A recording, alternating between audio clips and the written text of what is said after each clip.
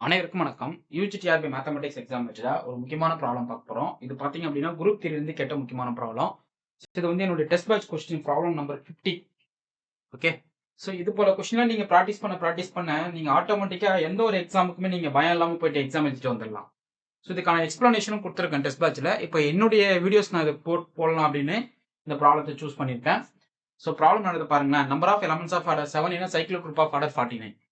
Option A 6, option B 7, option C 12, option D 14. So இது வந்து ஒரு ரிசல்ட்டை பேஸ் பண்ணி கேட்குற கொஸ்டின் தான். ஸோ என்ன ரிசல்ட் அப்படின்னா, let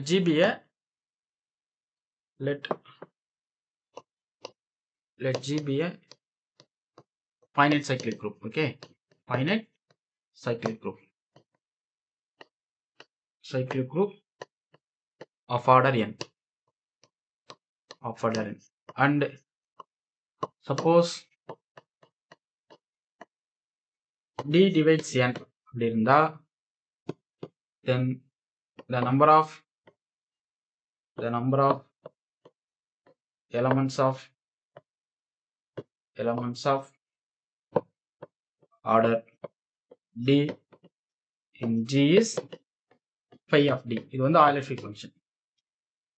அதாவது G வந்து ஒரு ஃபைனைட் சைக்கிளிக் குரூப்பா இருக்கு. அதனுடைய ஆர்டர் என்னன்னு வச்சுக்கீங்களேன். சப்போஸ் ஏதோ சம் D அது வந்து என்ன டிவைட் பண்ணுது அப்படின்னா, இந்த number of elements of order D in G பாத்தீங்க அப்படின்னா phi of D எலமெண்ட்ஸ் இருக்கும்ன்றாங்க. ஓகே, இதாங்க ரிசல்ட்.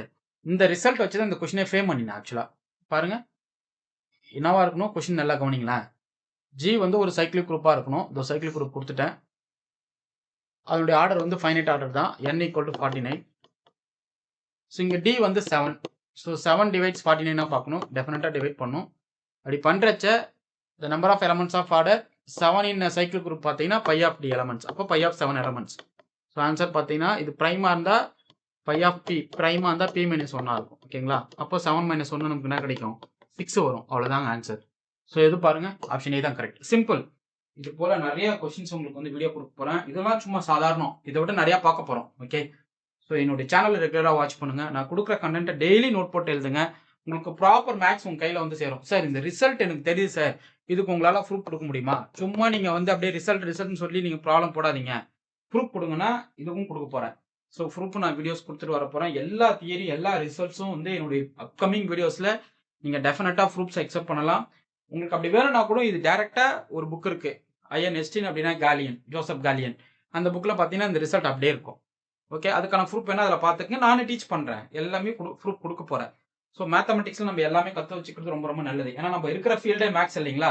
அதனால மேக்ஸ் விட்டு வெளியே போகக்கூடாது. மேக்ஸ்குள்ள டிராவல் பண்ண கற்றுக்கணும். ஸோ மேக்ஸ்ல நிறைய எக்ஸாம் இருக்கு, அதெல்லாம் எழுதுங்க. உங்க லைஃப்ல நீங்க பெரிய சக்சஸா பார்ப்பீங்க. Okay, fine. உங்களுக்கு இந்த வீடியோ பிடிச்சிருந்தா லைக் பண்ணுங்க, கமெண்ட் பண்ணுங்க, உங்க ஃப்ரெண்ட்ஸுக்கு ஷேர் பண்ணுங்க. தேங்க்யூ.